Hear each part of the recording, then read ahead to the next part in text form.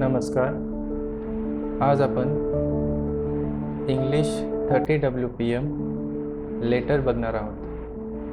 पहिल्यांदा लेटर आहे तसे आपल्याला टाईप करायचे आहे. जिथे कॅपिटल सांगितले आहे तिथं कॅप्स लॉक प्रेस करून आपण टायपिंग करू शकतो.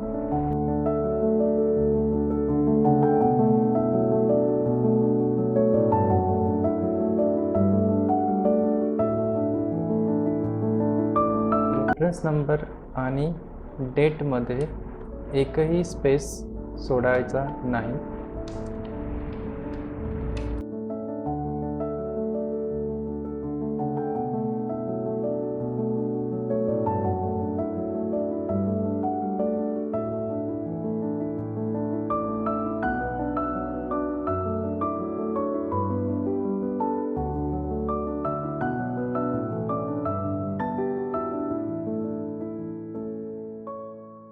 पॅराग्राफ स्टार्ट करताना टॅबचा वापर करायचा नाही.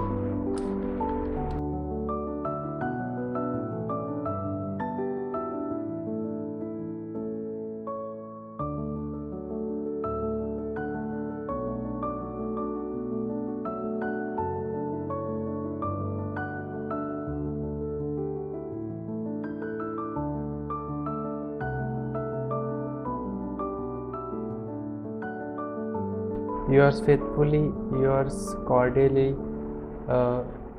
हे लेफ्ट अलाइनमेंटलाच टाईप करायचे आहे. अशा प्रकारे आपले लेटर टायपिंग करून झालेले आहे. आता आपल्याला फॉर्मॅटिंगला सुरुवात करायची आहे. काही सिंपल स्टेप्समध्ये आपण हे फॉर्मॅटिंग कंप्लीट करणार आहे. सो फर्स्ट स्टेप, या लेटरमध्ये 6 एंटर दिलेले आहेत. सो हे 6 एंटर आपल्याला पहिल्यांदा द्यायचे आहेत. सो पहिला एंटर कंपनी हेडिंगच्या ॲड्रेस नंतर आहे. दुसरा एंटर रेफरन्स नंबर आणि डेटच्या नंतर. तिसरा एंटर ॲड्रेस ऑफ ॲड्रेसी नंतर.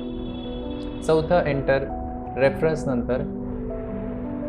आणि 2 एंटर आपल्याला युअर कॉर्डियलीच्या नंतर द्यायचे आहेत. एंटर आपले 6 टोटल देऊन झालेले आहेत. आता मेन फॉर्मॅटिंगला सुरुवात करायची आहे. लेफ्ट साईडमध्ये दाखवल्याप्रमाणे फॉर्मॅटिंग आपल्याला करायचे आहे.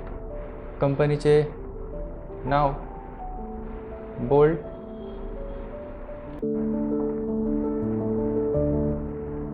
आणि अंडरलाईन करायचे आहे. कंपनीचे नाव बोल्ड आणि अंडरलाईन करायचे आहे.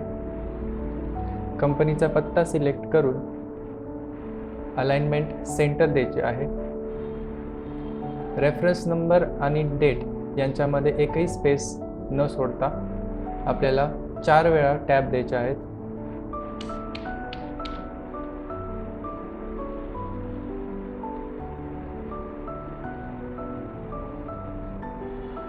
सब्जेक्ट आणि रेफरन्सला 2-2 टॅब द्यायचे आहेत.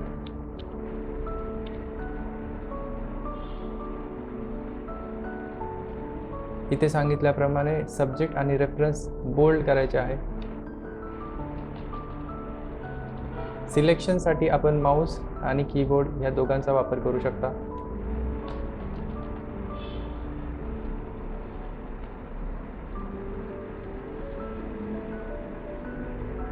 प्रत्येक पॅराग्राफला आपल्याला टॅब द्यायचा आहे.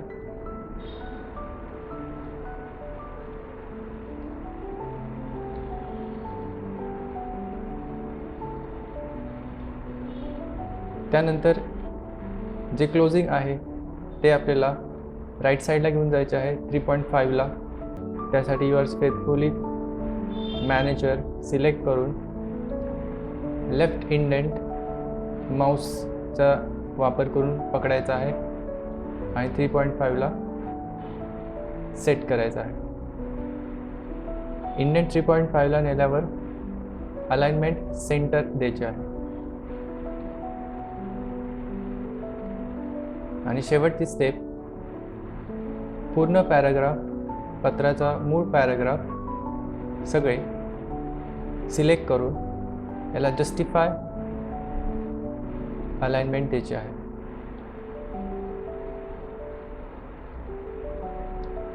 सो अशा प्रकारे 30 शब्द प्रति मिनिट हे चे पत्र आपले कंप्लीट झाले आहे.